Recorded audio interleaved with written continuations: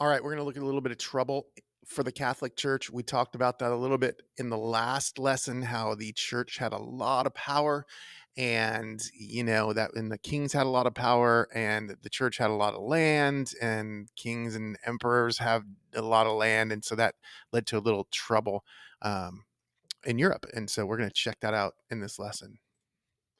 So first of all, the conflict really was who had power. Who had the most power? Was it the king or was it the church? And also, there wasn't just one king. There were different kingdoms. So which kingdom was going to have the most power? The church actually had an advantage because at one point there was only, or there's, and there is again, only one pope.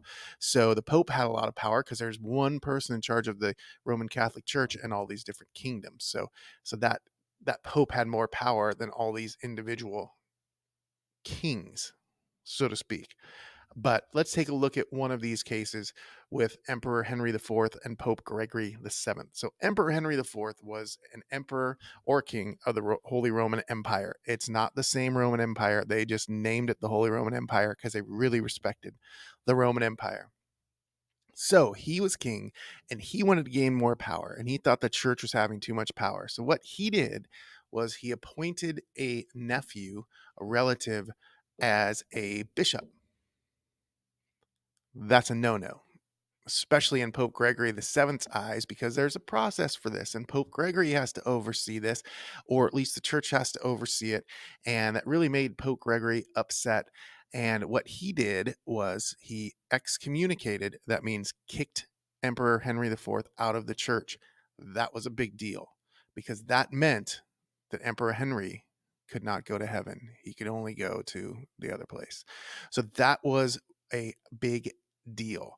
So that upset Emperor Henry IV. And what he ended up doing was going to the Pope's castle in the snow, banging on the door for 3 days, begging for forgiveness.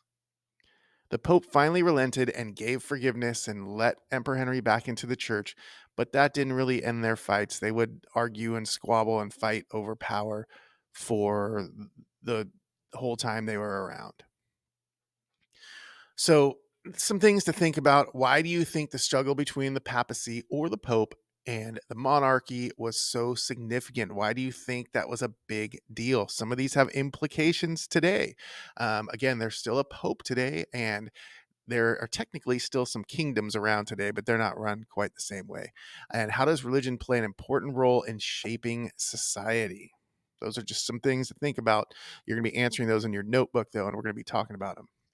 Um, Later on, because of all this power and because of the kingdoms wanting more power and the popes wanting more power, we end up having two popes, which is a little confusing because the pope is supposed to be the top of the Catholic Church, and the pope is supposed to receive the word of God and pass it on to everybody else. And there's supposed to only be one pope.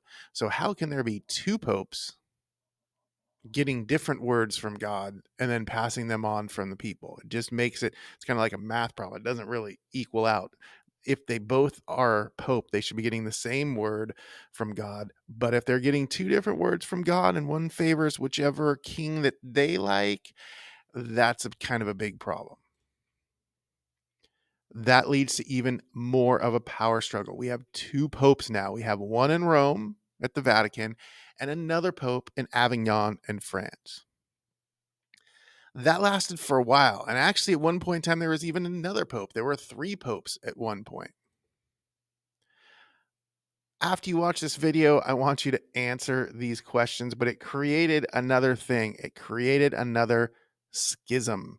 So we had the schism before between the Roman Catholic Church and the Eastern Orthodox, and now we have a schism in just the Roman Catholic Church because there are two popes, one in Rome and one in Avignon. Finally, the days of two popes were over. They kind of figured that out. The Council of Constance convened from 1414 to 1418.